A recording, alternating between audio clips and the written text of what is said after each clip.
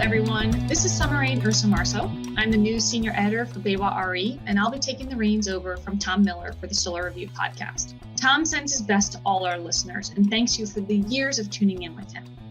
So today on the show, I want to dig into solar storage. And who better to do that with than our Solar Tech Talk host, Bingham. In this conversation, we'll discuss how solar installers can manage the current supply chain crunch by leveraging their partnerships, educating their team, understanding permitting requirements, and much more. If you have any further questions, please reach out to your BayWa account manager, or if you don't have an account manager, check out our team specializing in solar across the US. So let's dive right into my conversation with Bingham on solar storage. Aaron, you and I have been talking a lot, and there are so many advancements in the solar industry every year. Today, though, we're here to talk about Solar+Storage and how installers can keep their teams up to speed with the ever-changing technology. But before we dive in, can you tell me a little bit about what you've seen over the past 15 years? Where did the industry start with Solar+Storage? Definitely. When I started in the industry about 15 years ago, all PV sales conversations inevitably ran into a problem, right? People wanted solar, but people didn't understand the limitations associated with an actual PV installation. And I think one of the points that really illustrated this lack of understanding to a T is kind of this moment that was inevitable in almost every PV sales conversation. A homeowner who's interested in solar energy would be talking with a solar sales representative, and they would ask something to the effect of, how long will it keep the lights on when the power goes out? Or will this system keep the lights on when the power goes out? And generally speaking, when I started 15 years ago, the average residential grid-tied PV installer was essentially faced with a choice at this point in the conversation. They could either talk the homeowner through the complexity and expense associated with adding one of the lower voltage solutions that was available at the time, but a little bit more difficult to tie in with some of the grid-tied PV, or the installer could just have a sigh and say, no, your PV system is not designed for nor capable of operating while off grid. And in my experience, this is probably one of the biggest points of inflection in any residential PV prospect's sales journey, right? When potential system owners learn about the fact that their average PV array was not going to be capable of keeping the lights on when their power went out, there were some fundamental expectations that they as buyers had that were being called into question. And, the prospective system owners were then left to reconcile this news with what they had previously just kind of fundamentally expected the system to be capable of, right? The sun is shining, it's making power, that power should be delivered to my home, even if I'm not connected to the grid.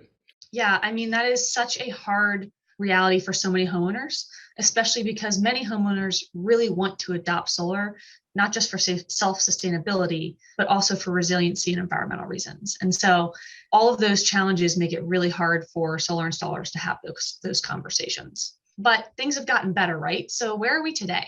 So thankfully, the change in the way this conversation has been going over the last 15 years has been quite remarkable. About 10 years ago, we saw some manufacturers, SMA America in particular, started offering features that would allow folks to access their PV power while off grid under specific circumstances. So one example of what I have in mind there is for the Sunny Boy line of SMA's residential PV inverters, they started offering a feature called Secure Power Supply, whereby someone could essentially attach a plug to a couple of terminals that were on the inverter.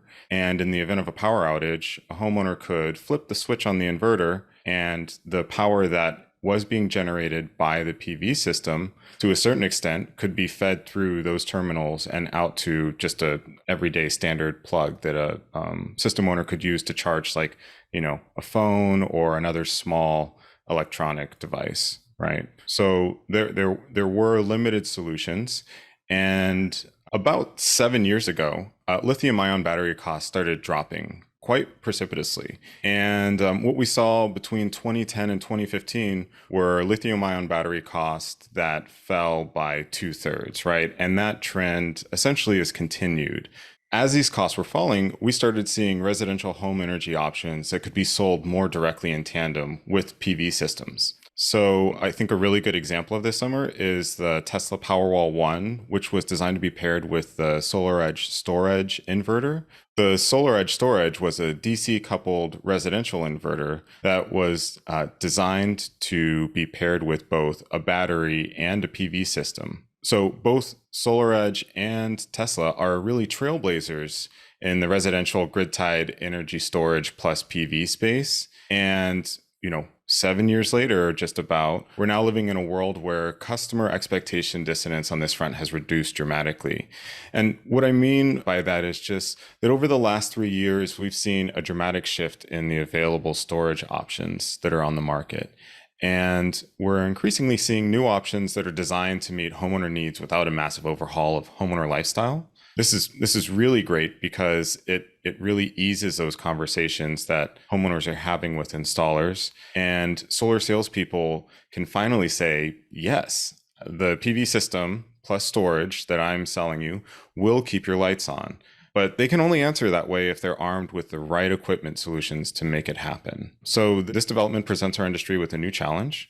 Now that PV systems can meet that base expectation of keeping the lights on when the power is out, we're seeing demand for PV plus storage outstrip supply.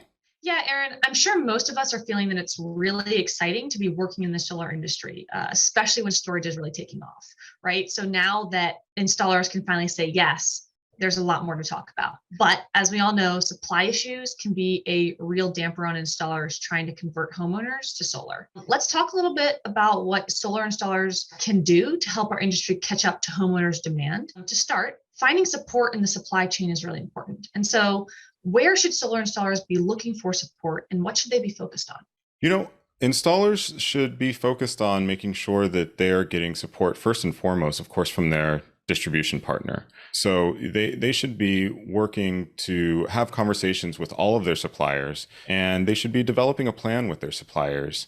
This is not going to be news to anybody, I don't think, but in a situation like we're in, where supply constraint seems to be a recurring issue, having a realistic forecast, a forecast that's actually based on an installer's installation run rate and not necessarily just their sales run rate, which can be two very different numbers, is incredibly important. At the same time, it's important for installers to plan with their suppliers for the additional spend that they're going to be looking at when they add energy storage as an option to their sales team's repertoire, right? Suddenly, your average system cost is going to go up by maybe $10,000, $15,000, depending on the size of your average energy storage solution. That certainly will have an impact on any business's bottom line. That's right, Aaron. I think you've made a lot of really good points there. I do just want to put one plug in that we recently just did an article with Tierney Marsh, who is our strategic account manager. And she actually covered this in even more depth than we're going to get to today. We'll put a link in the show notes, but it's 5 ways solar installers can minimize their supply chain risk. And this speaks directly to what you're talking about today. Yeah, that's a great piece to throw into the conversation. I really encourage folks to check it out. And of course, not everyone is able to forecast. There are lots of conditions that might make that specifically challenging, but it is especially important given the state of the supply chain for energy storage components today. We as a distributor are dealing with extremely long lead times. We're working with manufacturers who have large minimum order quantities, and as they're dealing with production challenges, what we see in some cases is just, one container leaving every so often. That means that there is inevitably going to be a product constraint that'll make it really, really challenging for any installer who hasn't been planning with their distributor already. Aaron, you're right. I think we've seen this over and over the past several years. And we all know that inconsistent supply can be a real challenge. What do you think are some ways that solar installers can help to find solutions for their team, and what does that look like? So finding the right solutions for your energy storage sales is critical. What is the customer need that is being addressed should be the question that is at anyone's foremind as they're trying to decide which energy storage solution or combination of products is going to be the right one for their team to offer. What is the customer need being addressed? And it's important to think of that need both in terms of the end users, the folks that will own the systems inevitably once they're installed, And also think of the installation team, the folks actually doing the installation. There are lots of differences in the install experience from one product to the next that are going to be critical that may save time or effort for the install team when it comes to actually putting the equipment in place.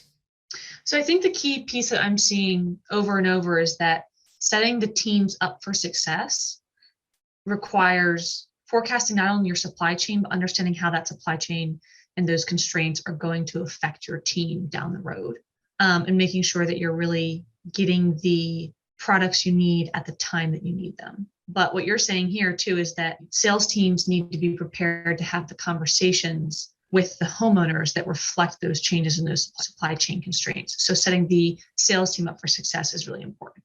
Absolutely. And to set the sales team up for success, it's critical that whoever's making decisions about which hardware solutions to make available to the team understand what's driving the needs of the install teams and of customers more broadly, right? So our customers more broadly driven by more of an emotional sale, factors like having the security of access to backup when the grid goes down, or wanting to be more independent from the grid than they currently are, or are most of the residential customers that your team is working with looking at driven by financial sales points like a strong ROI or favorable incentive landscape in your local market. Understanding what's driving sales from that perspective is critically important to picking the right solution. As we're seeing more solutions hit the market, we're seeing more and more potential applications, but we're also seeing a situation where not every solution is going to be great for every application. And so making sure that there's a good understanding of what are the most prevalent applications in a given market is really going to help ensure sales team success as well.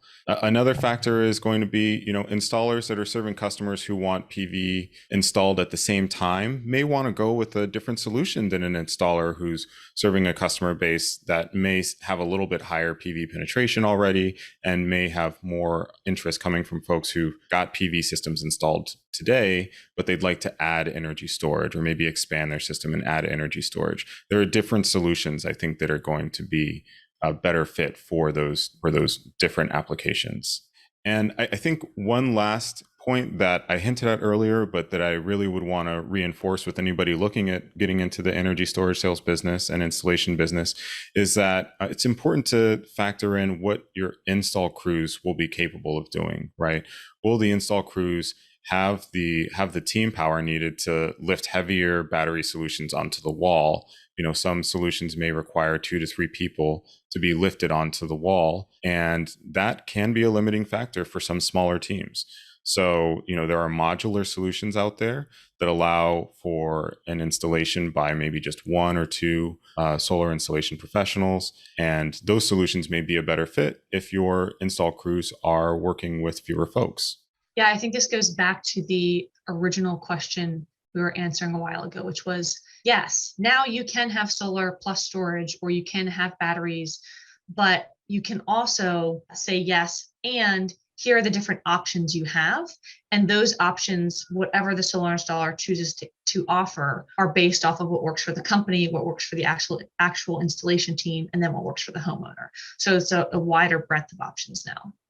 Yeah. And, I think that this brings up another really good point, which is as much as a team is able to, it's probably a good idea to diversify supply, right? Maybe have multiple solutions that your team is trained on. Not every solution, as we've discussed, will work for every application. So sometimes having more than one solution in your pocket that your team is comfortable selling and installing is a really powerful tool. On the other side of the coin, I think it's important for procurement teams to also have relationships with multiple distributors or suppliers, just to make sure that they've got more than one, resource for some of those materials, which are frequently seeing constraints in the market.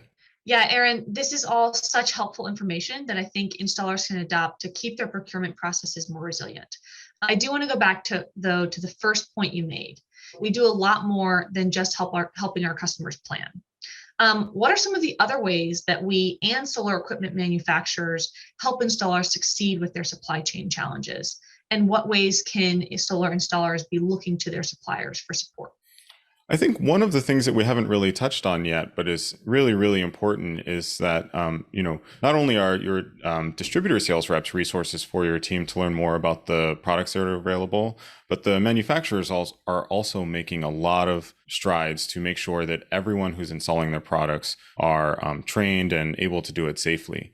So engage with actual manufacturers, take their training courses. Lots of manufacturers actually require some level of certification before folks are allowed to sell or install their equipment. The programs are all set up in a different way, so it's important to check in with your distributor sales rep or with your contact point at a manufacturer to learn about their certification program and make sure that everyone on your team who needs to be certified to sell or install the energy storage solutions that you've identified as being good ones for your team are actually certified to do so. So, I think a good rule of thumb, if possible, is to just train everyone who will be a part of participating in the installation in any way, and make sure that anyone who's going to be responsible for selling the equipment also gets that training so that they understand what some of the product limitations are and some of the finer points that need to be acknowledged in the sales process to set expectations with customers that are realistic. I think that the need here is complex enough that it's probably worth setting up some standard operating procedures or appointing someone to track and manage the training and certifications for energy storage solutions, because the consequences of having a system installed by a crew that's not yet certified and then running into issues with that installation that are addressed in the training and maybe not subject to the same warranty coverage, those are very expensive mistakes for anyone to make. So it's critical to make sure that your teams are all kind of engaging with the manufacturers and with your sales reps to understand what training is required and following up on those requirements diligently. There are also some other requirements that change the way that solar energy installers who are adding energy storage sales to their portfolio will conduct their business. So another requirement that folks need to meet and address is hazmat transit and handling requirements that exist for a lot of these batteries. There are some standard courses that folks need to take to be certified, and the equipment needs to have certain data points that are acknowledged in the shipping materials every single time to make sure that everything is shipping in line with those requirements. So it's important to, take a step back and look more broadly at how is adding energy storage to my business going to affect things from the perspective of like team training and efficacy. Yeah. So what I'm hearing you say over and over is engage with your suppliers and your distributors, take advantage of the educational offerings they have, and make sure that your team is all brought up to speed on these educational offerings, because the more you know, and the more you can be successful in your business. Yeah. It's like an after school special over here, right? The more you know. So. Exactly. So that's great. There's a lot of things that installers can do to stay up to speed.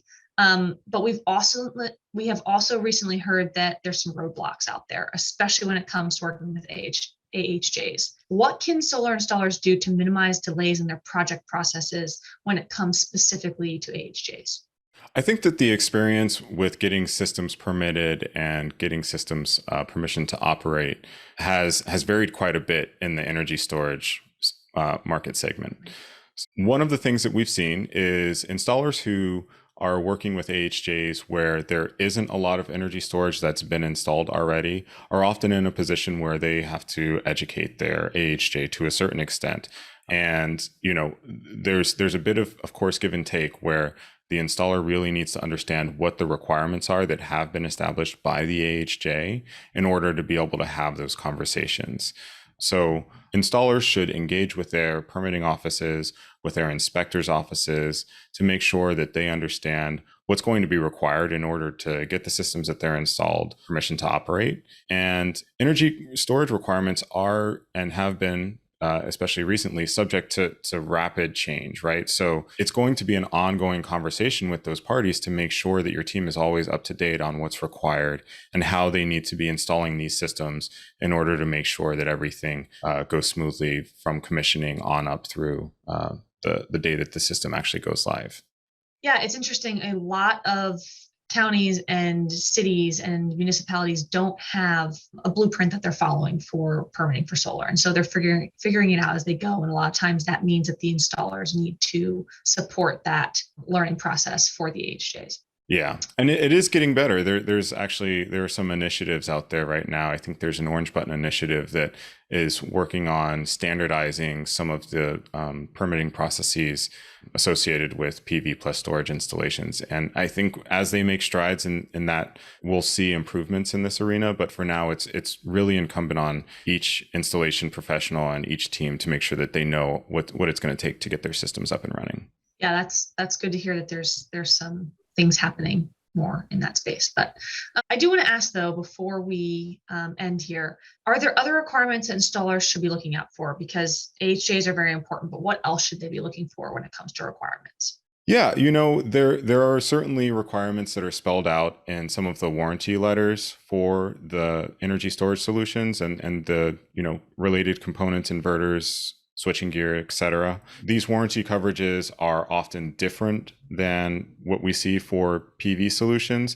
The batteries themselves may have some similar attributes, right? There's often like an annual D rate that's described, or after the warranty period, you can expect the batteries to be operating at X percentage of their original capacity. So there are some familiar lines in there, but it is important for installers and their sales teams to challenge themselves to get well versed at understanding exactly what those warranty letters say. Some of them spell out the impact of installing a system without being certified. Some of them spell out specific guidelines for whether or not the system can be installed indoors or outdoors in certain ways. So absolutely is essential for installers who are adding energy storage to their repertoire to familiarize themselves with the different ways that those warranties are applied to the products and what conditions will apply. Another way in which adding energy storage to an installer's business is going to change kind of some of the requirements that they need to look at going forward is the O&M for energy storage systems is quite different from that of PV systems, right? The warranty periods are typically shorter, and the equipment may require different types of service than you would ever have to expect to provide for a PV system. So installers who are adding energy storage really do need to be cognizant of the difference in O&M, right? Troubleshooting a battery is going to be very different from troubleshooting a PV system. And I mean, I guess one thing, this is not a requirement of any sort, right? But while storage is a good revenue stream, if it's well managed, it can create some cash management concerns that I kind of touched on a little bit earlier. So it's really important for folks to keep in mind that there's a higher risk that could be posed by slow paying customers, and installers may need to engage with their suppliers about an expanded credit line to support this additional line of business. Definitely. I think all of this makes a lot of sense, especially because the storage part of our industry is really just starting to take off, especially for residential. And so we're all learning a lot as we go. And each of these pieces is something we need to keep a close eye on. One of the things I have heard you mention before is that not all demand is equal. And so I want to shift gears a little bit. What does this mean for installers, and how should they be thinking about demand when designing and installing systems? Yeah, it's interesting. I think that one of the things that installation sales teams have to do is manage their demand to a certain extent, right? Not all demand is going to be created equally, and some folks will have expectations that are still out of line with what the technology is capable of doing. So it's important to get out there and find customers who are able to accept and respect system limitations. Definitely. So Aaron, this has all been really great information for installers, especially when they're facing supply chain challenges. Can you just give us a quick, brief recap of the main takeaways installers should be focusing on? Installers who are planning to add energy storage to their offering really have some legwork that they need to do. They need to start planning with their suppliers in the ways that we've discussed, and they need to get educated about what's required by various equipment manufacturers. Their teams need to make sure, right in line with that they're getting certified in line with manufacturer requirements. And finally, sales teams need to manage demand. They need to be, looking for those customers who are able to understand what the systems are going to be capable of doing and will be happy with those results. Aaron, this is all great. This has been so much good information, and all of it comes back to forecasting, planning, education, and supporting your team, right? The four very prominent pillars of managing a business. So I think this will be really helpful for installers. Thank you so much for joining us today, and we'll be on for another Solar Tech Talk here soon. Great to see you, Summer. Take care.